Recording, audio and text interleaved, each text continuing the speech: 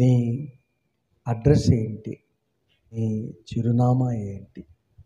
నీ చిరునామా అడ్రస్ ఏంటి అంటే మీరు వెంటనే ఫలానా వీధిలో ఉంటాం, ఫలానా హౌస్ నంబర్లో ఉంటాం, ఇది మా అడ్రస్, నివసించు స్థలం అని మనం చెప్పేస్తాం. కానీ ఈరోజు నేను అడుగుతున్నది నీ భౌతికమైనటువంటి అడ్రస్ కాదు, నీ ఆధ్యాత్మిక పరమైన చిరునామా అడుగుతూ ఉన్నా. నువ్వెప్పుడు సాతాను వెంబడి తిరుగుతూ ఉంటే, సాతాను ఎక్కడుంటే అక్కడ, వాడు ఎక్కడికి తీసుకొని పోతే నువ్వు అక్కడికి వెళ్తూ ఉంటే, అప్పుడు నువ్వు కేర్ ఆఫ్ సాతాను అయిపోతావు. నువ్వు లోకంలో తిరుగులాడుతూ ఉంటే, లోక మార్గాల్లో తిరుగులాడుతూ ఉంటే నువ్వు కేర్ ఆఫ్ లోకం. కాబట్టి నీ అడ్రస్సు, నీ ఆధ్యాత్మిక అడ్రస్సు లోకం అయిపోద్ది, కేర్ ఆఫ్ లోకం. నువ్వు ఎప్పుడు కూడా పాపం చేయటంలో తలమునకలైపోతే నీ ఆధ్యాత్మిక అడ్రస్ కేర్ ఆఫ్ పాపం అయిపోద్ది. శరీర కార్యాలు నెరవేర్చుకోవడానికి నువ్వు అటు ఇటు తిరుగులాడుతూ ఉంటే నీ ఆధ్యాత్మిక అడ్రస్ కేర్ ఆఫ్ శరీర కార్యాలు అయిపోద్ది. ఇప్పుడు ఆధ్యాత్మిక అడ్రస్ నేను అడుగుతున్నాను అంటే దాని అర్థం ఏంటో మీకు తెలిసి ఉంటుంది. ఇప్పుడు మీ భౌతిక అడ్రస్ అడిగితే, నివసించు స్థలాన్ని గురించి మాట్లాడితే, కేర్ ఆఫ్ పలానా పలానా హౌస్ నంబర్, కేర్ ఆఫ్ పలానా వీధి, కేర్ ఆఫ్ పలానా టౌన్. అలాగే ఆధ్యాత్మిక అడ్రస్ అడిగితే దాని అర్థం ఏంటో నేను ఇప్పుడు చెప్పేశాను. నువ్వు సాతాను వెంబడి తిరుగులాడుతూ ఉన్నా, సాతాను నేను ఎక్కడికి తీసుకొని పోతుంటే నువ్వు అక్కడికి వెళ్తూ ఉంటే నువ్వు కేర్ ఆఫ్ సాతాను అయిపోతావు. నీ అడ్రస్ సాతాను. ఉదాహరణకు ఇద్దరు థిక్ ఫ్రెండ్స్ ఉన్నారు, మంచి క్లోజ్ ఫ్రెండ్స్ ఉన్నారు అనుకోండి. ఎప్పుడు తిరుగులాడుతుంటారు ఇద్దరు కలిసి. ఉదాహరణకు రమేష్ సురేష్ అనుకోండి. అప్పుడు ఎవరైనా రమేష్ ఎక్కడా అంటే అప్పుడు ఏం చెప్తారు? Care of Suresh. సురేష్ ఎక్కడ అంటే కేర్ ఆఫ్ రమేష్. రమేష్ ఎక్కడంటే సురేష్ దగ్గర ఉంటాడు, సురేష్ ఎక్కడంటే రమేష్ దగ్గర ఉంటాడు. వీళ్ళిద్దరు ఎక్కడ ఉంటారంటే ఒక స్టీ బంక్ దగ్గర ఉంటారు. అడ్డాది ఆడ దొరుకుతారు వాళ్ళు. ఆడ దొరుకుతారంటే వాళ్ళు ఆడ దొరుకుతారు. లేదా అతని దగ్గర దొరుకుతాడు, అతను ఇతని దగ్గర దొరుకుతాడు. అర్థమైందా? సో ఆధ్యాత్మికంగా అడ్రస్ అంటే ఎక్కడ నీ ఆధ్యాత్మిక చిరునామా అంటే సాతాను దగ్గర దొరుకుతాడు, లోకంలో దొరుకుతాడు, శరీర కార్యాలు నెరవేర్చడంలో దొరుకుతాడు. పాపం ఎక్కడుంటే అక్కడ చేయటంలో తలమునకలా ఇంటాడు, ఆడ దొరుకుతాడు. Care of. మీకు అర్థమైందా? ఆధ్యాత్మిక నీ అడ్రస్, నీ ఆధ్యాత్మిక అడ్రస్ ఏంటి? సరి అయిన జవాబు ఏంటో తెలుసా? కేర్ ఆఫ్ దేవుడు. దేవుడు ఎక్కడుంటే అక్కడ ఉంటాడు పలానా వ్యక్తి. దేవుడు ఎక్కడ సంచరిస్తాడో అక్కడ సంచరిస్తూ ఉంటాడు. దేవుడు తిరిగే స్థలాల్లో మాత్రమే తిరుగులాడతాడు. కేర్ ఆఫ్ దేవుడు. అర్థమైందా? సరి అయిన ఆన్సర్ ఇది అయి ఉండాలా. నీ ఆధ్యాత్మిక అడ్రస్ ఏంటి అంటే కేర్ ఆఫ్ దేవుడు. చెప్పగలిగిన స్థితిలో నువ్వు ఉండాలా. ఉన్నావా? ఒక భక్తుడు అంటాడు కేర్ ఆఫ్ దేవుడు అని అంటూ దాన్ని ఎట్లా వివరించాడు అంటే, నేను మహోన్నతుని చాటున నివసిస్తున్నా అంటాడు. నేను సర్వశక్తిని నీడను విశ్రమిస్తున్నా అంటాడు. నా అడ్రస్ సర్వశక్తి గల దేవుడు, మహోన్నతుడైన దేవుడు. ఆయన చాటున రెక్కల కింద, ఆయన నీడలో నేను నివసిస్తున్నా. మహోన్నతుని చాటున నివసించువారు, ఆ నీడను నేను విశ్రమిస్తున్నా, నీడను ఆయన చాటున నివసిస్తున్నా. ఒక భక్తుడు చెప్పాడు. బహుశా మనకు బాగా తెలుసు ఈ మాట 91వ కీర్తనలో ఉంది. 91వ కీర్తనలో మొదటి వచనంలో ఈ మాటలు కనబడతాయి. సరే, ఈ కీర్తన ఎవరు రాశారు? నిజం చెప్పాలంటే రచయిత తెలీదు. కానీ బైబిల్ పండితులు, ఎక్కువ మంది బైబిల్ పండితులు చెప్పేది ఏంటి అంటే, ఎక్కువ మంది బైబిల్ పండితులు మోషే రాసిన కీర్తన ఇది అని అంటారు. మోషే రాసిన కీర్తన. ఎందుకని? 90వ కీర్తన మోషే రాశాడు. అక్కడ చాలా క్లియర్గా ఉంటుంది, దైవజనుడైన మోషే చేసిన ప్రార్థన. కనుక మోషే ప్రార్థన 90వ కీర్తనలో వ్రాయబడి ఉంది. అలాగే 91వ కీర్తన, 92వ కీర్తన, ఈ రెండు కూడా చదివితే, అంటే ఈ మూడు 90, 91, 92 ఈ మూడు కలిపి చదివితే చాలా మాటలు ఉపయోగించారు. సేమ్ పదాలు, సేమ్ అర్థాలు వచ్చే ఆ భావ ప్రకటన ఈ మూడు కీర్తనలో కూడా మనం చూడగలం. కాబట్టి మనం ఏం చెప్పగలము అంటే, అందుకని బైబిల్ పండితులు కూడా చెప్పినట్లుగా ఈ మూడు కీర్తనల్ని 90, 91, 92ని మోషే రాసినట్లుగా బైబిల్ పండితులు చెప్తున్నారు. అది మీరు గుర్తుపెట్టుకోండి. వాళ్ళ రాసిన శైలి, భావ ప్రకటన, ఉపయోగించిన పదాలు, ఎక్కువ పదాలు సేమ్గా ఉపయోగించారు మూడు కీర్తనలో కూడా. సరే, అవన్నీ మనం ఇప్పుడు బయటికి తీయటం అనేది మన అంశం కాదు. అందుకని నేను అవన్నీ బయటికి తీయట్లే. కానీ మీరు గుర్తుపెట్టుకోండి, ఈ మూడు కీర్తనలు కూడా మోషే రాసినట్లుగా ఎక్కువ మంది బైబిల్ పండితులు అభిప్రాయపడుతున్నారు. మనం వాళ్ళతో ఏకీభవిద్దాం. కాబట్టి మోషే ఏమంటాడు? మోషే, నీ అడ్రస్ ఏందయ్యా, నీ ఆధ్యాత్మిక చిరునామా ఏందయ్యా అని అడిగితే ఆయన ఏమంటాడు? నేను మహోన్నతుని చాటున నివసిస్తున్నా, దేవుని చాటున నివసిస్తున్నా, దేవుడే నా అడ్రస్, దేవుడే నా అడ్రస్. దేవుడు మనతో సూటిగా మాట్లాడినగా నువ్వు చెప్పగలవా? చెప్పే స్థితిలో ఉన్నావా? నీ ఆధ్యాత్మిక అడ్రస్ ఏంటి? నీ ఆధ్యాత్మిక అడ్రస్ ఏంటి? ఇప్పుడు దయచేసి గమనించండి. మోషే కీర్తన అంటాం కదా, 91వ కీర్తన మొదటి వచనంలో ఏముంది? మహోన్నతుని చాటున నివసించువాడు. అక్కడ ఉందా? 10వ వచనంలో ఏముంది? 2వ లైన్లో, ఏ తెగుళ్ళు నీ గుడారమును సమీపించదు. ఇక్కడ రెండు అడ్రస్లు చెప్తున్నాడు. గుడారము, మన గుడారం, నువ్వు నివసించే గుడారం అనేది ఒక అడ్రస్. ఇదేం అడ్రస్సు? భౌతికమైన అడ్రస్. ఇదేం అడ్రస్సు? గుడారములలో నివసిస్తున్నా, care of house number, care of పలానా వీధి, కేర్ ఆఫ్ పలానా టౌను. అట్లా గుడారము అనేది మొదటి అడ్రస్ ఈ కీర్తనలో. అది భౌతికమైన అడ్రస్, గుడారంలో నివసిస్తున్నాడు. రెండవ అడ్రస్ ఏంటి? ఆధ్యాత్మిక అడ్రస్. ఏంటి ఆధ్యాత్మిక అడ్రస్? ఇదే, మహోన్నతుని చాటున, దేవుని చాటున నివసిస్తున్నా, దేవునిలో నివసిస్తున్నా, దేవుని యందు నివసిస్తున్నా, దేవునిని నా నివాస స్థలంగా చేసుకున్న నా పర్యాయ పదాలు గమనించండి. దేవునిలో, దేవుని యందు, దేవునిని నా నివాస స్థలంగా చేసుకున్నా. ఇప్పుడు నీ అడ్రస్ ఏంటి? నీ స్పిరిచువల్ అడ్రస్, నీ ఆధ్యాత్మిక అడ్రస్ ఏంటి? సోదరుడా, నువ్వు చెప్పాలి. ఏదో ఒకటి చెప్పు. ఎక్కడో చోట తిరుగుతున్నావుగా, ఎక్కడో చోట తిరుగుతున్నావుగా. ఇప్పుడు నేనేం చెప్పా? ఆధ్యాత్మిక అడ్రస్ ఎట్ట ఉంటుందంటే అని చెప్పాక, కేర్ ఆఫ్ పాపము, పాపంలో తలమునకలు అవుతూ ఉంటే చేస్తూ, పాపం చేస్తూ, కేర్ ఆఫ్ పాపం. సాతాను ఎంబడి తిరుగుతుంటే వాడు తిరిగే స్థలాలు, దయచేసి గమనించండి. కేర్ ఆఫ్ సాతాను, నీ స్పిరిచువల్ అడ్రస్ అది, కేర్ ఆఫ్ సాతాను. శరీరాశలు నెరవేర్చుకుంటూ అటు ఇటు తిరుగుతుంటే కేర్ ఆఫ్ శరీరాశలు.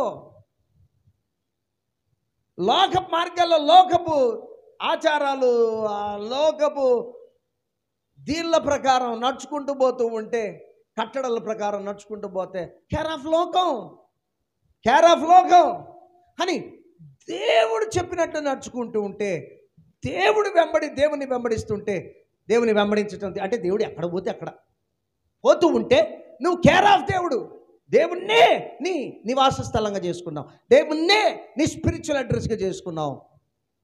మోషేకి ఇక్కడ గుడారం అనేది భౌతికమైన అడ్రస్, స్పిరిచువల్ అడ్రస్ ఏమో దేవుడే, మహోన్నతుడే. ఇక్కడ మనతో సూటిగా మాట్లాడినగా, ఇప్పుడు నేనేమంటా, నువ్వు ప్రభుని తీసుకుని సినిమాకి పోగలుగుతావా? రాడు ఆయన, సినిమాలకి రాడు. అంటే నువ్వు పోతున్నావు అంటే యేసు దేవుణ్ణి వదిలిపెట్టి పోయినట్టేగా. అంటే నువ్వు కేర్ ఆఫ్ లోకమేగా, కేర్ ఆఫ్ లోకమే. దేవుడు సంచరించే స్థలాలు, దేవుడు నువ్వు పోవాలి, పోగలవు, పోవచ్చులే అని అనుమతించిన స్థలాలు. ఆయన అక్కడ ఉంటాడండి, పలానా బంకు దగ్గర బీడి తాగుతూ దొరుకుతాడు, సిగరెట్ తాగుతూ దొరుకుతాడు, పలానా షాపులో తాగుతూ దొరుకుతాడు. అడ్రస్లు అవి కేర్ ఆఫ్ లోకం, కేర్ ఆఫ్ బలహీనతలు. నీ సోదరుడా, నీ స్పిరిచువల్ అడ్రస్ ఏంటి? నీ ఆధ్యాత్మిక అడ్రస్ ఏంటి? ఈరోజు నువ్వు చెప్పాలి. ఎందుకంటే నీకు ఏదో ఒక అడ్రస్ అయితే ఉంది, ఆధ్యాత్మికంగా కూడా ఏదో ఒక అడ్రస్ ఉంది. దేవుడు మనతో సూటిగా మాట్లాడినక. ఇప్పుడు నేను ఇంకో మాట చెప్తా. యవన బిడ్డలకి చాలా ఆసక్తిగా ఉండే అంశం కదా. లవర్స్ ఇద్దరు తిరుగుతూ ఉంటారు చట్టా పట్టాలు వేసుకొని. దేవుడు అనుమతిస్తాడా? దేవుడు అనుమతిస్తాడా? ఒక్కడే గుర్తుపెట్టుకోండి, నువ్వు ఏం పని చేయాలనుకున్నా ఈ దేవుడు అనుమతిస్తాడా లేదా? దేవుడు అనుమతిస్తాడా లేదా? అక్కడనే నువ్వు సగం స్పిరిచువల్గా తయారు కాగలవు, ఆధ్యాత్మికంగా తయారు కాగలవు. దేవుడు నీతో రాలేడు. నువ్వు చట్టా పట్టాలు వేసుకుని తిరుగులాడుతూ ఉంటే దేవుడు రాలేడు నీతో పాటు. నీ స్పిరిచువల్ అడ్రస్ మారిపోయిందే. దేవుడు మనతో సూటిగా మాట్లాడినగా, అయ్యా దేవుని నీ నివాస స్థలంగా చేసుకో, నీ స్పిరిచువల్ అడ్రస్ చేసుకో. ఇది నా వర్తమాన సందేశం యొక్క మూలాంశం, ముఖ్యాంశం. లోహాన్ని కాదు, శాతాన్ని కాదు, ఇంకోటి కాదు. దేవుని నీ నివాస స్థలంగా చేసుకో, దేవుని నీ యొక్క స్పిరిచువల్ అడ్రస్గా చేసుకో. అనేక ఆశీర్వాదాలు వస్తాయి, అనేక ప్రొటెక్షన్లు వస్తాయి, అనేకమైనటువంటి దీవెనలు వస్తాయి. క్షేమం, భద్రత, నెమ్మది, కాపుదల, పోషణ, సంరక్షణ, ఇంక ఎన్ని అంటే నీ సంరక్షణ దొరకగలదు. దేవుడు అనుగ్రహించి జ్ఞానంతో జీవించగలం. దేవుని నీ నివాస స్థలంగా చేసుకున్నప్పుడు ఉన్నాడా దేవుడు నీ నివాస స్థలంగా? నేను అడుగుతున్న ప్రశ్న. నీ స్పిరిచువల్ అడ్రస్ ఏంటి? ఇంకా బాగా అర్థం కావటానికి ఇంకొన్ని ఉదాహరణలు చెప్తాను నేను. ఇప్పుడు బేతనియ గ్రామంలో ఓ మంచి కుటుంబం ఉంది. మార్తా పెద్దది, తర్వాత లాజరు, తర్వాత మరియా. మార్తా, లాజరు, మరియా. ప్రభు బేతనియ గ్రామానికి వచ్చాడు. మార్తాను అడుగుదాం, ఎవరినైనా బేతనియకి ప్రభు వచ్చాడు. ఇప్పుడు ఎవరైనా మార్తా ఎక్కడుందండి అని అడగండి, ఏమని చెప్తారు తెలుసా? ప్రభు యేసు ఎక్కడుంటే అక్కడ ఉంటుందామే. ఇప్పుడు మరియా ఎక్కడ దొరుకుతుందినే మాకు? ప్రభు ఎక్కడుంటే అక్కడ ఉంటుందామే. ఇంకా స్పెసిఫిక్గా చెప్పాలి అంటే మరియా గురించి, ఆమె యేసయ్య పాదాల దగ్గర దొరుకుతుంది. యేసయ్య దగ్గర దొరుకుతుంది. ఇంకా చెప్పాలంటే యేసయ్య పాదాల దగ్గర దొరుకుతుంది. కొన్ని సందర్భాలు ప్రభు బేతనియ గ్రామానికి వచ్చాడు. మొదట మార్తాను స్త్రీ ఆయన తన ఇంట చేర్చుకుంది. సో ఒక పిక్చర్లో, ఒక దృశ్యంలో ప్రభు బేతనియలోకి వచ్చినప్పుడు మార్తా ఇంట్లో కనబడతాడు. ఒక దృశ్యంలో, ఒక సందర్భంలో. ఇంకొక సందర్భంలో దృశ్యంలో లాజరు చనిపోయి 4 దినాలు సమాధిలో ఉన్న తర్వాత మళ్ళీ బేతనియ గ్రామానికి వస్తాడు. అప్పుడు మార్తా గ్రామ శివార్లలో, ఇంకా గ్రామాల్లోనికి రాలే, అక్కడనే ప్రారంభంలోనే ఉన్నాడు. మార్తా పరిగెత్తుకుంటూ యేసు దగ్గరికి పోయింది ఆయన కలుసుకోవడానికి.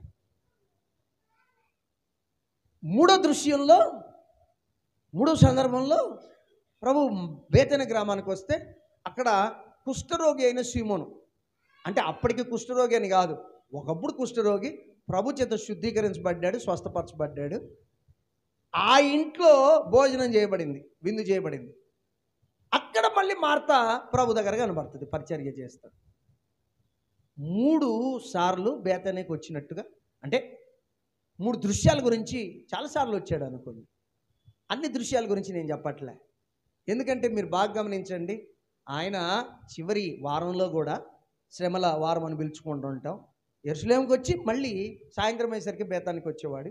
బేతనియలో అంటే ఎవరి ఇంట్లో ఉండేవాడు, మళ్ళీ మార్తా వాళ్ళ ఇంట్లో ఉండేవాళ్ళు. కానీ 3 ప్రాముఖ్యమైన దృశ్యాలు, సందర్భాలు చెప్తూ ఉన్నా. మార్తా ఇంట్లో, గ్రామ శివార్లలో, కుష్ఠరోగి అయిన సీమోని ఇంట్లో. ప్రభు బేతానికి వచ్చినప్పుడు ఈ 3 సందర్భాలు గమనించండి. మార్త ఎక్కడ దొరుకుతుందండి, మరియా ఎక్కడ దొరుకుతుందండి? అడ్రస్ ఏంటి? వాళ్ళ స్పిరిచువల్ అడ్రస్ యేసయ్య దగ్గర దొరుకుతారు, యేసయ్య దగ్గర దొరుకుతారు.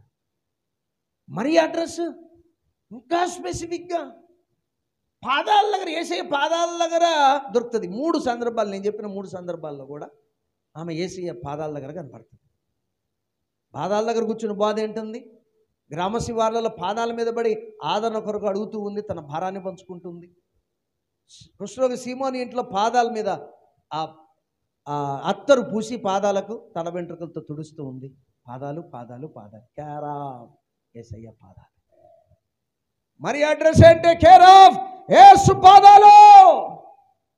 మార్త అడ్రస్ ఏంటి? కేర్ ఆఫ్ యేసయ్య. యేసయ్యను నివాస స్థలంగా చేసుకున్నారు వీళ్ళు. స్పిరిచువల్ అడ్రస్ అది అయి ఉండటం ధన్యకరం. ఈ స్పిరిచువల్ అడ్రస్ నువ్వు కలిగి ఉన్నావా? ఒక సహోదరు గురించి చెప్పబడేది ఎప్పుడు, ఆమె ఎక్కడ దొరుకుతుందండి అంటే, ఆమె ఎప్పుడు ప్రార్థనలు కూర్చొని ఉంటుంది, ఆమె ఎప్పుడు ప్రార్థన చేస్తుంటుంది. కనుక నువ్వు ఆమె ఇంట్లోకి వెళ్తే ఆమె గదిలో మోకరించి ఉంటుంది, యేసు పాదాల దగ్గర, ప్రభు పాదాల దగ్గర కనబడుతుంది. ఈ సాక్ష్యం నీ గురించి చెప్పగలరా? నీ ఇంట్లో చెప్తారా? ఆమె బైబిల్ పట్టుకొని కూర్చుంటుంది, అతను ప్రార్థనలో కూర్చొని ఉంటాడు. ఆమె అడ్రస్ ఇది, అతని అడ్రస్ ఇది. స్పిరిచువల్ అడ్రస్ ఏంటి? నీ సోదరి సోదరుడా, నీ స్పిరిచువల్ అడ్రస్ ఏంటి? నీ ఆధ్యాత్మిక అడ్రస్ కేర్ ఆఫ్ దేవుడై ఉన్నాడా? మోషే, నేను ప్రయాణంలో, మా ప్రయాణం ఆగినప్పుడు గుడారాల్లో నివసిస్తా, ప్రయాణం ఆగినప్పుడు గుడారాల్లో నివసిస్తా, కానీ నా ఆధ్యాత్మిక అడ్రస్సు మహోన్నతుడైన దేవుడే, ఆయన చాటున నివసిస్తుంటా. దయచేసి గమనించండి, ఇక్కడ మహోన్నతుని చాటున నివసించువాడు అంటే అర్థం ఏంటంటే, దీని అర్థం ఏంటంటే దేవుని యందు, దేవునిలో తమ నివాసం చేసుకున్నవారు, దేవునిని తమ నివాసంగా చేసుకున్నవారు అని అర్థం. అర్థమైందా? దేవునిని, మహోన్నతిని చాటున నివసించువారు అంటే దేవుణ్ణే తమ నివాసంగా, నివాస స్థలంగా చేసుకున్నవారు అని అర్థం. ఇంకా నివసించు అని హీబ్రూ పదానికి అర్థం ఏంటంటే స్థిర నివాసం చేయుట, స్థిర నివాసం చేయుట అని అర్థం. అంటే దేవునిని స్థిర నివాసంగా చేసుకున్నోళ్ళు. 1 గంట సేపు దేవుని దగ్గర నివసించి మళ్ళీ బయటికి లోకంలో పోయేవాళ్ళు కాదు. నివసించు వాళ్ళు, మహోన్నతుని చాటున నివసించువారు అంటే దేవుని యొద్ద స్థిర నివాసం చేసేవాళ్ళు, దేవునిని స్థిర నివాసంగా చేసుకున్నవాళ్ళు. ఒకరోజు దేవుని దగ్గర ఉండి ఇంకొక రోజు లోకంలో ఉండటం, చంచలమైనటువంటి జీవితం. కొంతసేపు దేవుల్లో, కొంతసేపు లోకంలో, కొంతసేపు దేవుని దగ్గర, కొంతసేపు సాతాన్ దగ్గర. ఇలాంటిది కాదు. దేవునిని నివాస స్థలంగా చేసుకోవటంలో ఇక్కడ అర్థం ఏంటంటే స్థిర నివాసం చేసుకొనట, చేయుట. నివాసం అనే హీబ్రూ పదానికి అర్థం స్థిర నివాసం చేయటం. ఇప్పుడు చెప్పండి, దేవునిని స్థిర నివాసంగా చేసుకున్నావా? నువ్వు కేర్ ఆఫ్ దేవుడుగా, కేర్ ఆఫ్ దేవుడు అని చెప్పగలవా? నేను దేవుని దగ్గర దొరుకుతా, ఆయన పాదాల దగ్గర దొరుకుతా అని చెప్పగలవా? దేవుడు మనతో సూటిగా మాట్లాడిన కాక. ఇంకొకరు ఉన్నారు, పెద్దోడు, మంచి భక్తిపరుడు, నాజీర్ చేయబడ్డాడు, సంసోన్ గారు. ఈ సంసోన్ అడ్రస్ గురించి మాట్లాడితే కేర్ ఆఫ్ ఏందయ్యా, నీ కేర్ ఆఫ్ ఏంది, నీ అడ్రస్ ఏంది అంటే దయచేసి గమనించండి, చాలా దరిద్రమైన బ్రతుకు, చాలా దరిద్రమైన బ్రతుకు. అన్నీ బాగానే ఉన్నాయి, దేవుని చేత వాడబడుతున్నాడు, అన్నీ బాగానే ఉన్నాయి, కానీ కేర్ ఆఫ్ వేశ్యల దగ్గర దొరుకుతాడు. గాజాలో వేశ్య దగ్గర, ఒక వేశ్య దగ్గర చేరాడు. షొరేగులోయలో దెలీలా అనే స్త్రీని మోహించాడు. తిమ్నాతుకు వెళ్ళి ఒక స్త్రీని, ఫిలిస్తీన్ల స్త్రీని మోహించాడు. ఈయనకి ఇదే పని, దాని ద్వారానే చచ్చాడు. దయచేసి గమనించండి, అదే అతని నాశనానికి కారణమైంది. సంసోనా, నీ స్పిరిచువల్ అడ్రస్ ఏంటే? కేర్ ఆఫ్ వేషాల దగ్గర దొరుకుతాయి. బాధాకరమైన విషయం. నీ స్పిరిచువల్ అడ్రస్ ఎక్కడ చెప్పగలవా? మోషేలాగా చెప్పగలవా? దేవుడు దేవుడు దేవుడు దేవుని నేను నా స్థిర నివాసంగా చేసుకుని ఆయన దగ్గరనే ఉంటా. చంచలత్వం లేదు. కొంచెంసేపు దేవుడు కొంచెంసేపు లోకం లేదు. కొంచెంసేపు దేవుడు కొంచెంసేపు లేపు సాతాను లేదు. నా దగ్గర అట్ట లేదు. స్థిర నివాసం. దేవుని దగ్గర స్థిర నివాసం. టెంట్ వేసుకొని కూర్చున్నట్టు దేవుని దగ్గర టెంట్ వేసుకొని కూర్చుంటున్నా. చెప్పగలవా? దేవుడు మనతో సూటిగా మాట్లాడిన గాక.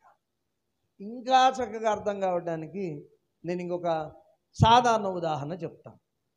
కారెన్ హాంగ్ అనేటువంటి ఒక వ్యక్తి ఉన్నాడు.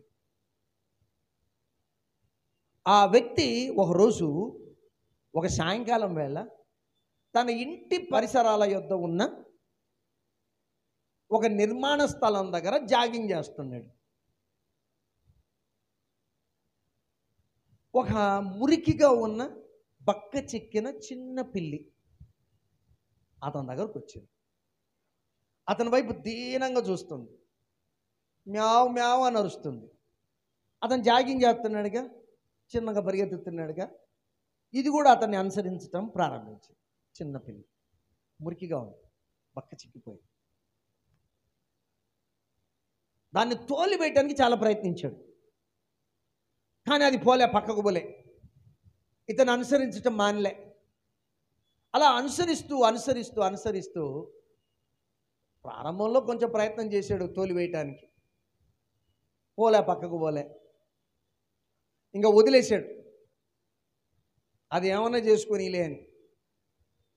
ఈ చిన్నపిల్ల ఏం చేసిందంటే అనుసరిస్తూ అనుసరిస్తూ అనుసరిస్తూ అతన్ని ఇంటి దాకా వచ్చింది. పాపం ఇతనికి జాలేసింది. జాలి పడిన అతను పిల్లిని ఇంట్లోకి తీసుకుపోయాడు. ఇంటి వారి అనుమతి తీసుకున్నాడు, పెంచుకుందాంలే అని. సరే అన్నారు ఇంటి వాళ్ళు. సరే అని అతడు దానికి మిక్కీ అని పేరు పెట్టి పెంచుకోవటం ప్రారంభించాడు. దాన్ని పెంచుకోవటం ప్రారంభించాడు. ఇప్పుడు మిక్కీ ఆ ఇంట్లో అందరి ప్రేమను పొందుకుంటూ ఎంతో ఆరోగ్యకరంగా, ఎంతో అందంగా, చాలా సుఖంగా ఎదిగిన పిల్లిలాగా ఉంది. మీరు బాగా గమనించండి. ఇంతవరకు ఎక్కడ బతికింది? అది వీధుల్లో బతికింది. ఇంతవరకు ఆ పిల్లి వీధుల్లో బతికింది, ఆ పిల్ల. ఇప్పుడు ఆ పిల్లిని ఇంటికి తీసుకొని వచ్చాడు కారెన్ హాంగ్. మిక్కీ అని పేరు పెట్టాడు. చక్కగా పెంచుకుంటున్నాడు. అందుకని ఎంతో ఆరోగ్యవంతంగా తయారైంది, అందంగా తయారైంది, సుఖంగా ఎదిగిన పిల్లిలాగా ఉంది. అయితే ఇప్పుడు మిక్కీ వీధుల్లో జీవించిన అవసరం లేదు. ఇది గమనించాలి. ఎందుకు వీధుల్లో జీవించిన అవసరం లేదు? కారణం ఏంటంటే ఇప్పుడు మిక్కీకి ఒక గృహం ఉంది, దానికి ఒక అడ్రస్ ఉంది, తనకు ఒక అడ్రస్ ఉంది. కనుక ఇప్పుడు అది దయచేసి గమనించండి, వీధుల్లో జీవించిన అవసరం లేదు. కారణం ఏంటంటే దానికి ఒక గృహం ఉంది, ఇల్లుంది, అంటే దానికి ఒక అడ్రస్ ఉంది. బాగా గమనించండి. నేను కూడా కొంచెం స్టడీ చేశా, ఎక్కువ కాకపోయినా. తలంపులు వచ్చినప్పుడు, దీని గురించి ఆలోచిస్తూ ఉన్నప్పుడు, వీధుల్లో పెరిగే పిల్లులు. ఇప్పుడు కారెన్ హాంగ్ అంతకుముందు వీధుల్లో పెరిగిన చిన్న పిల్లని ఇంటికి తెచ్చి పెంచుకుంటున్నాడు. ఇంట్లో పెరిగే కుక్క పిల్లలు, పిల్లలు ఎలా ఉంటాయి, వీధుల్లో పెరిగే కుక్క పిల్లలు, పిల్లలు ఎట్లా ఉంటాయి? దయచేసి గమనించండి. వీధుల్లో పెరుగుతున్న కుక్కలు, పిల్లులు వాళ్ళ జీవితం కొరకు పోరాడాలి. పోరాటమే వాళ్ళకి. ఆహారం కొరకు పోరాడాలి. వీధుల్లో తిరిగి మీరు ఆలోచించండి. వీధుల్లో తిరిగే కుక్కలు ఆహారం కొరకు, వాళ్ళు ఎవరు బెటర్ కదా, ఎవరో జాలి దయా ఉన్న వాళ్ళు కొంతమంది పెడుతుంటారేమో, కానీ సహజంగా ఏ కుక్కలకి గ్యారంటీ లేదు, ఒక పూట దొరుకుతుందనే గ్యారంటీ లేదు. కనుక ఆహారం కొరకు పోరాడతాయి అవి. ఆహారం కొరకు ఎత్తుక్కుంటూ తిరుగుతూ ఉంటాయి, నీళ్ళ కొరకు ఎత్తుక్కుంటూ తిరుగుతూ ఉంటాయి. ఒకసారి మేము ఒక టీ షాప్ దగ్గర లెమన్ టీ తాగుతూ ఉన్నాం. అప్పుడు ఆ టీ షాప్ బయట ఒక తొట్టు ఉంది, తొట్టులో నీళ్ళు ఉన్నాయి. 2 కుక్క పిల్లలు వచ్చినాయి. ఆ నీటిని గమనించాయి. వెంటనే కాళ్ళు పైకెత్తి ఆ తొట్టి మీదకి కాళ్ళు పెట్టేసి మూతి ముందుకొంచి నీళ్ళు తాగుతున్నాయి. ఎంత సంతోషంగా తాగుతున్నాయో. కనీసం కొంచెం మంచినీళ్ళు. అవి పాత్రలు కడగడానికి పెట్టింటారు, అయినప్పటికీ అవి మంచినీళ్ళు, లేకపోతే మురుగు కాలువలో పోయి తాగుతాయి. కనుక ఆహారం కొరకు పోరాడాలా, నీటి కొరకు పోరాడాలా. ఇప్పుడు అవే ఇంట్లో పెరిగే కుక్కలు పిల్లులు. ఇప్పుడు మా ఇంట్లో కూడా 2 కుక్కల్ని పెంచుతున్నాం. సైబీరియన్ హస్కీ, ఒక ఆడది ఒక మగది. పూటకు తిండి దొరుకుతుంది, పూటకు తిండి, హ్యాపీ. 3 పూటల తిండి, పాలు కావాలన్నప్పుడు పాలు, బ్రెడ్ కావాలన్నప్పుడు బ్రెడ్. ఎప్పుడైనా లేట్ అయింది అనుకో అరుస్తాయి చూడండి. నేనేదో బాకీ ఉన్నట్టు, పెంచుకున్నంత మాత్రాన బాకీ ఉన్నానా? నిజం చెప్పాలంటే ఆ అరుపులకి ఏందో జరుగుతుందని పైనుండి పరిగెత్తకుండా కిందికి వస్తే ఆకలికి కొంచెం లేట్ అయినా అవే వీధిలో పెరిగే కుక్కలు అరుతాయా? భోజనానికి అరవో, బయటికి పోయి పోరాడతాయి. ఎక్కడ దొరుకుతాయని చూస్తాయి. ఈ మాత్రం గారాబాగా పెరుగుతాయి. అంటే నేను ఎందుకు చెప్తున్నాను అంటే, ఇదంతా ఎందుకు చెప్తున్నానంటే, దేవుని దగ్గర పెరిగితే నీకు ఆ పోషణ ఉంటుంది, సంరక్షణ ఉంటుంది, ఆ భద్రత ఉంటుంది, క్షేమం ఉంటుంది అని చెప్పడానికి చెప్తున్నాను. దేవుని దగ్గర పెరుగుతావా, వీధుల్లో పెరుగుతావా? ఆధ్యాత్మికంగా వీధుల్లో పెరుగుతావా, దేవుని దగ్గర పెరుగుతావా? దేవుని నీ నివాస స్థలంగా చేసుకుంటావా? లోకాన్ని, సాతాన్ని, శరీర క్రియల్ని, పాపాన్ని నీ అడ్రస్గా చేసుకుంటావా? పోరాటమే. గుర్తుపెట్టుకో, దేవుడు కాకుండా నీకు ఇంకెవరైనా కానీ చిరునామా అయితే నీ జీవితం పోరాటమే. ఇప్పుడు సేఫ్ అండ్ సెక్యూర్డ్. ఇప్పుడు మా ఇంట్లో కుక్కలు అలాగే ఎవరి ఇళ్లలో కుక్కలు పెరుగుతూ ఉన్నా ఆ కుక్కలు ఒక సేఫ్టీ ఎన్విరాన్మెంట్లో పెరుగుతూ ఉన్నాయి. ఒక భద్రత ఉంటుంది కుక్కలకి ఇళ్లలో పెరుగుతూ ఉన్నప్పుడు. పోషణ గురించిన ఒక గ్యారంటీ, సంరక్షణ గురించిన గ్యారంటీ, ఒక భద్రతను గురించిన గ్యారంటీ. భద్రతను తీసుకునేవాడు ఆయన ఉన్నాడు, యజమానుడు అని కుక్కలు కూడా సేఫ్టీగా ఫీల్ అవుతాయి. ఇండ్లల్లో పెరిగే కుక్కలు, వీధుల్లో పెరిగే కుక్కలు, మన కళ్ళ ముందు ఇవి తిరుగులాడుతూ ఉంటాయి. గొప్ప ఆధ్యాత్మిక పాఠాన్ని మనకు నేర్పిస్తాయి. సోదరుడా, నేను ఒకటే చెప్తున్నా, దేవుని దగ్గర పెరుగు, దేవునిని నీ నివాస స్థలంగా చేసుకో. మోషేదే అంటాడు, మహోన్నతుని చాటున నివసించువారే అంటే దేవుని తమ నివాసంగా చేసుకున్నవాళ్ళు, దేవుని యందు నివసించేవాళ్ళు, దేవునిలో నివసించేవాళ్ళు.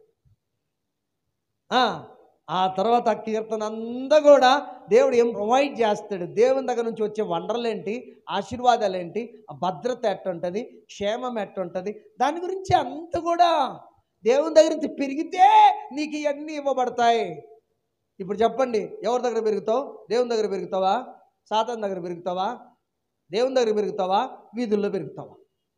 ఇంకా నువ్వు దేవుని దగ్గర కాకుండా ఎవరి దగ్గర పెరుగుతున్నా వీధుల్లో పెరుగుతున్నట్టే లెక్క. భద్రత ఉండదు. ఇప్పుడు రోడ్ల మీద మనం గమనిస్తూ ఉంటాం. ముఖ్యంగా మనం సిటీ దాటి ఇంకొక సిటీకి వెళ్తూ ఉన్నప్పుడు మార్గ మధ్యంలో అక్కడక్కడ కుక్కలు రోడ్డు మీద చచ్చిపడి ఉండటం గమనిస్తూ ఉంటాం. ఎందుకు? ఆ వీధిలో పెరుగుతున్న కుక్కలు, బయట పెరుగుతున్న కుక్కలు. అందువల్ల ఏమవుతాయి? ఒక కట్టుబాటు ఉండదు. వేగంగా వస్తున్నటువంటి లారీ కిందో కారు కిందో పడి చచ్చిపోతాయి.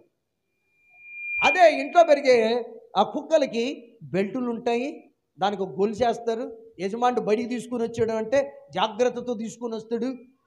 దానికి ఒక గొలుసు చేస్తాడు, చేతిలో పట్టుకుంటాడు, వదిలిపెట్టాడు. దేవుని దగ్గర పెరుగుతుంటే ఈ ప్రొటెక్షన్ నీకుంటుంది.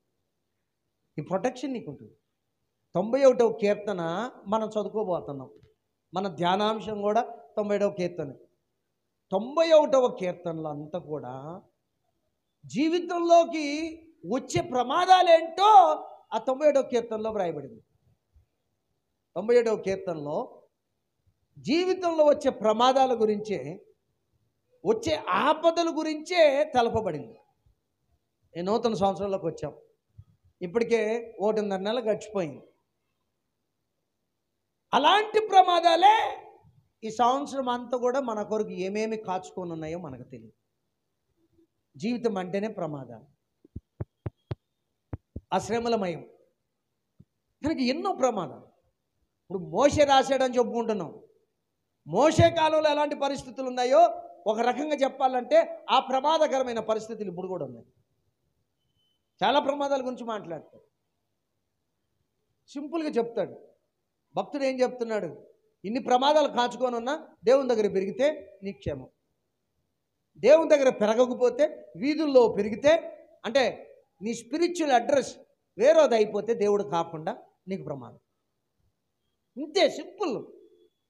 అందుకనే దేవుని దగ్గర పెరుగు అంటా నేను. ఇప్పుడు చూడండి, మీ బైబిల్లోనికి తొంగి చూడండి, ఏమని ఉంది అక్కడ?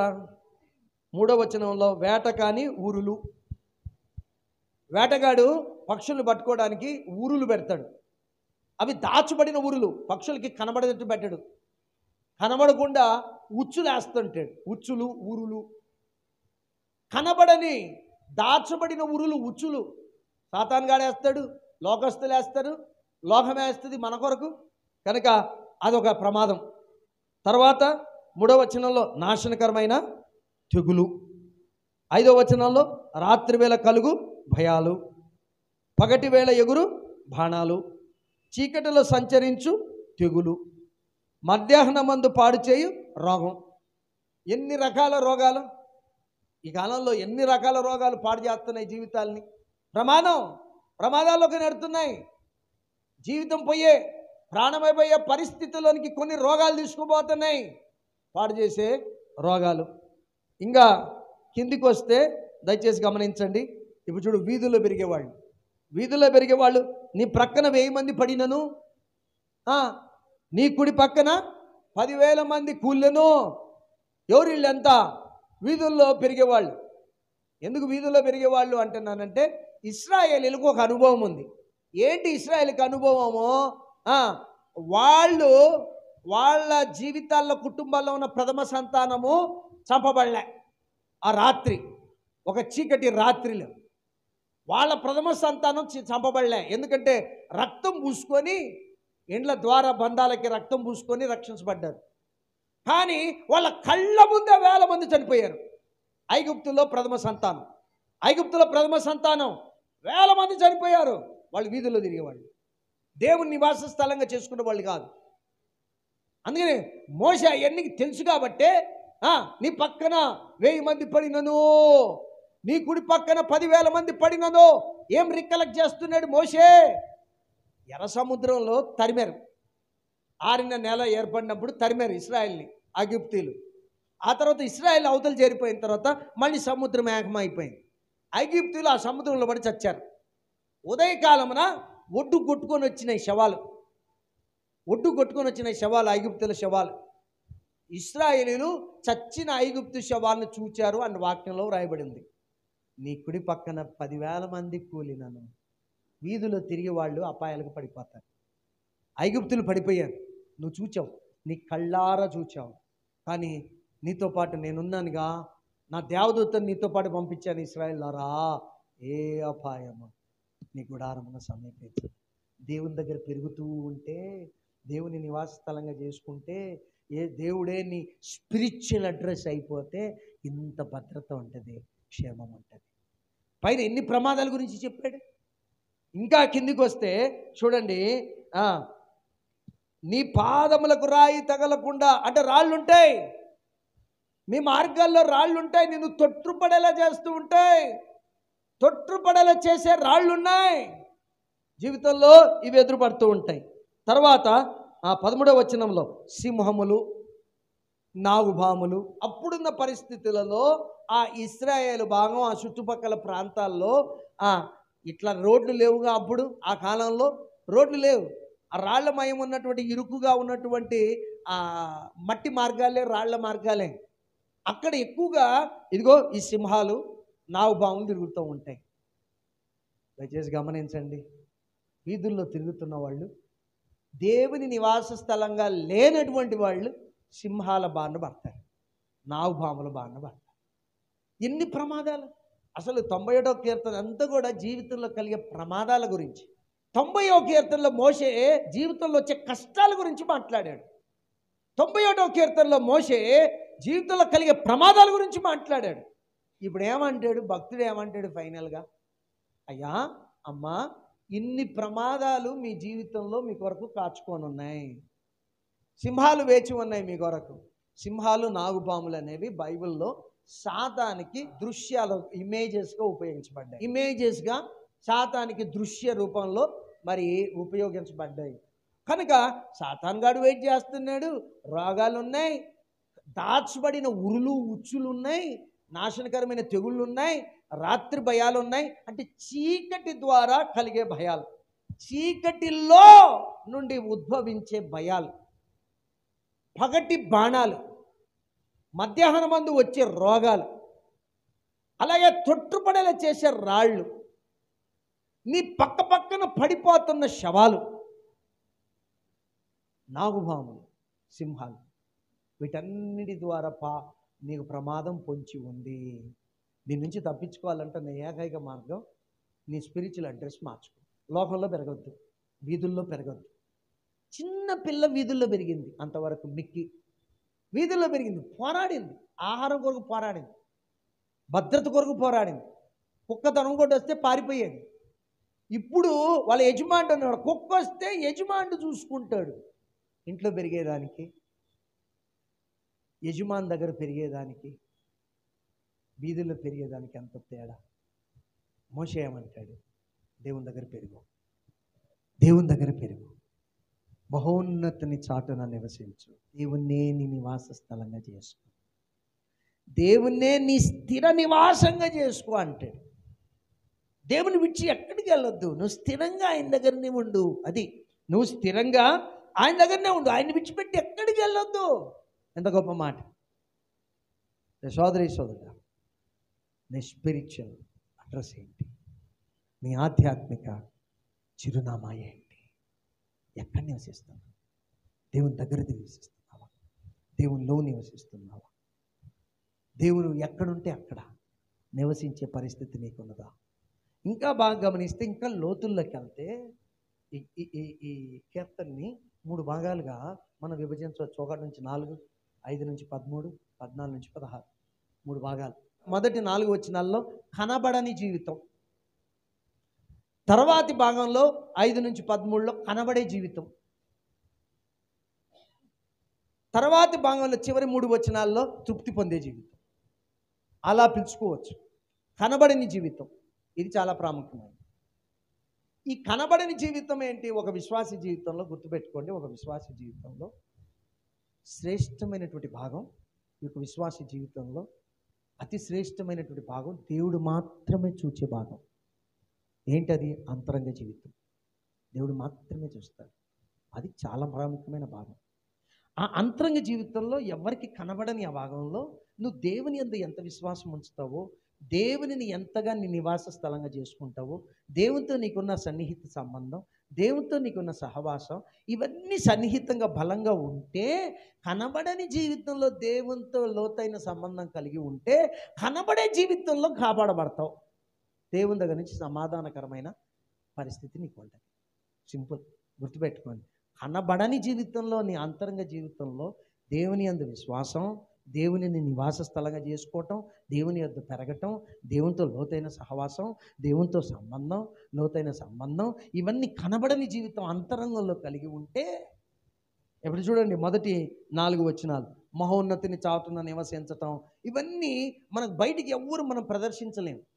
అంతరంగంలో దేవునితో ఉండే సంబంధం, దేవునితో ఉండే సహవాసం, ఆయన నీడను విశ్రమించటం, అంతరంగంలో ఆయనతో సహవాసం చేయటం, ఆ సంబంధం కలిగి ఉండటం, ఆయన యొద్ద పెరగటం, ఆయన అనుమతించిన స్థలాల్లోనే పెరగటం, అలాగే ఇది అంతరంగంలో ఆయనను ఆశ్రయంగా చేసుకోవడం, కోటగా చేసుకోవటం, దేవుడు అని చెప్పుకోవటం, యెహోవాను ఆశ్రయించటం, ఆయన రెక్కల కింద 4వ వచనంలో నిన్ను కప్పును, రెక్కల కింద నీకు ఆశ్రయం కలిగను. ఇదంతా ఎట్టుంటుంది అంటే మోషే గుడారంలో పరిశుద్ధ స్థలం, అతి పరిశుద్ధ స్థలం అని ఉంటుంది.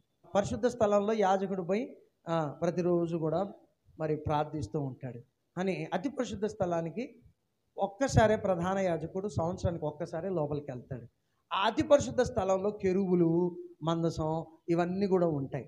అతి పరిశుద్ధ స్థలంలో ఆ కెరూబుల దగ్గర దేవుడు మాట్లాడుతూ ఉంటాడు. అంటే ఇదంతా ఏంటంటే అక్కడ ఎవడు పోలేడు లోపలికి అతి పరిశుద్ధ స్థలానికి. ఇది కనబడిన జీవితం, మన అంతరంగ జీవితంలో. ఈ అంతరంగ జీవితంలో మనం దేవునితో ఉన్న సంబంధం, దేవునితో మాట్లాడటం, దేవుని స్వరం వినటం, దేవుని ఆశ్రయంగా చేసుకోవడం, దేవుని కోటగా చేసుకోవడం, దేవుని దేవత పెరగటం, దేవుని నివాస స్థలంగా చేసుకోవడం, ఆయన నీడను పెరగటం. ఇప్పుడు ఎండ వస్తుందండి, ఎండ వస్తున్నప్పుడు మనం తట్టుకోలేకపోతున్నాం ఎండ వేడికి. అంతలో ఒక మంచి చెట్టు కనపడింది, ఎత్తుకుంది, బాగా పచ్చగా కనబడుతూ ఉంది.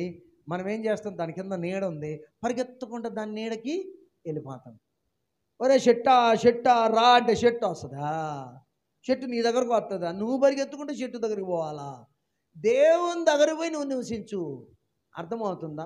సరే, దేవుడు మీతో పాటు కష్టాల్లో రావటం అది వేరే అంశం. కానీ ఫస్ట్ నువ్వు చేయాల్సిన దేవుని దగ్గరికి వెళ్ళటం.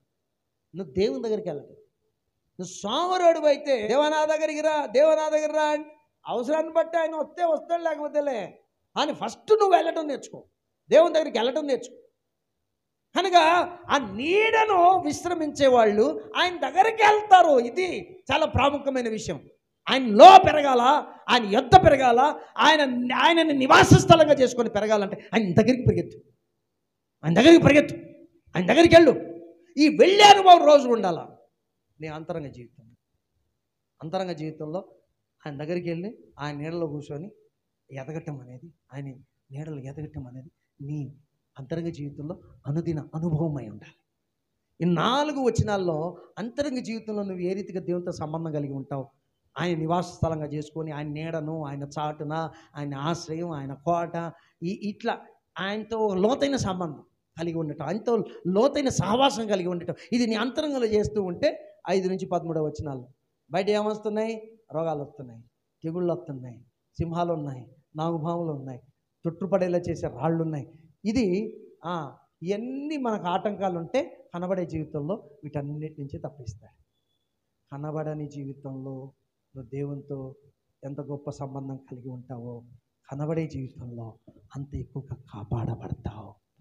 సోదరా, నీవు నీ కుటుంబం పూర్తిగా కాపాడబడాలి అంటే దేవుణ్ణి నీ నివాస స్థలంగా చేసుకో. నీ స్పిరిచువల్ అడ్రస్ ఏంటే? దేవునితో సూటిగా మాట్లాడిన కాక ఇంకా తర్వాత చివరి 3 వచనాలు ఇక దేవుడే మాట్లాడుతున్నాడు. చదవండి 14 నుంచి. దేవుడే మాట్లాడుతున్నాడు. నన్ను నివాస స్థలంగా చేసుకుంటే, కనబడని జీవితంలో నాతో లోతైన సహవాసం సంబంధం కలిగి ఉంటే, కనబడే జీవితంలో నేను మిమ్మల్ని ప్రతి ప్రమాదం నుంచి కాపాడతాను. అంత మాత్రమే కాదు, నా ఎడల గనక ఇంకా మీ ప్రేమ అభివృద్ధి చెందితే అతడు నన్ను ప్రేమించుచున్నాడు గనక. ఇది మూలమైనటువంటి వాక్యం. దేవుని ఎడల ప్రేమ నీ హృదయంలో పెరుగుతూ పోతూ ఉంటే ఇంక ఇవన్నీ ఆశీర్వాదాలు దేవుని దగ్గర పెరుగుతూ ఉంటే వచ్చే క్షేమము, భద్రత, ఆశీర్వాదాలు చూడండి. ఏమనుంది? అతను నన్ను ప్రేమిస్తున్నాడు కనుక నేను అతన్ని తప్పించేదను, నేను అతన్ని ఘనపరిచేదను, నేను అతనికి ఉత్తరం ఇచ్చేదను, నేను అతనికి తోడై ఉందను, అతన్ని విడిపించి గొప్ప చేసేదను, అతనిని తృప్తిపరిచేదను దీర్ఘాయు చేత. ఇశ్రాయేలీలో ఒక నమ్మకం ఉంది. అదేంటంటే ఎక్కువ కాలం బతకటం వాళ్ళు దేవుడిచ్చే గొప్ప ఆశీర్వాదాల్లో ఒక గొప్ప ఆశీర్వాదంగా భావిస్తారు. దీర్ఘకాలం జీవించటం, ఆ కుమారులను, కుమార్తెలను, అట్లనే మనమళ్ళను, మనవరాళ్లను, ముని మనమళ్ళను, ముని మనమరాళ్లను చూడటం వాళ్ళకంత మాదిరి. అబ్రహాం పూర్తి ముసలితనం ముందు సంపూర్ణ వృద్ధుడై మృతి చెందాడు. ఇది వాళ్ళకు కావాల్సిన ఆశీర్వాదం. దేవుడు ఏమంటాడంటే, నన్ను ప్రేమించండి, ఇది కూడా మీకు ఇస్తాను, దీర్ఘాయువు చేత అతను తృప్తిపరచదను, నా రక్షణ అతనికి చూపించింది. ఎన్ని ఆశీర్వాదాలు! దేవుని దగ్గర పెరిగితే, దేవుని నీ నివాస స్థలంగా చేసుకొని నువ్వు ఈ లోకంలో ఎదుగుతూ ఉంటే నీకు క్షేమము, భద్రత, నెమ్మది, కాపుదల, ఆశీర్వాదాలు, ఆరోగ్యం, దీర్ఘాయుషు ఇవన్నీ నీవైపోతాయి. దేవుడు నీతో సూటిగా మాట్లాడినగాక. నువ్వు ఎవరి యొద్ద పెరుగుతూ ఉన్నావు? నీ స్పిరిచువల్ అడ్రస్ ఏంటి? నీ ఆధ్యాత్మిక అడ్రస్ ఏంటి? సోదరి సోదరుడా, మార్తాను అడిగితే యేసయ్యే నా ఆధ్యాత్మిక అడ్రస్. మరియని అడిగితే యేసయ్య పాదాలే నా ఆధ్యాత్మిక అడ్రస్. మోషేని అడిగితే మహోన్నతుడే దేవుడే నా ఆధ్యాత్మిక అడ్రస్ అని చెప్తాడు. మరి నిన్ను అడిగితే నువ్వేం చెప్తావు? నిన్ను అడిగితే నీ ఆధ్యాత్మిక అడ్రస్ ఏమైనదంటే మార్తలాగా చెప్పగలవా? మరియలాగా చెప్పగలవా? మోషేలాగా చెప్పగలవా? అలా చెప్పగలిగే స్థితిలో ఉండాలని దేవుడు కోరుకుంటున్నాడు. పరిశుద్ధాత్ముడు అందుకు సహాయం చేయను కాక ప్రార్థించు.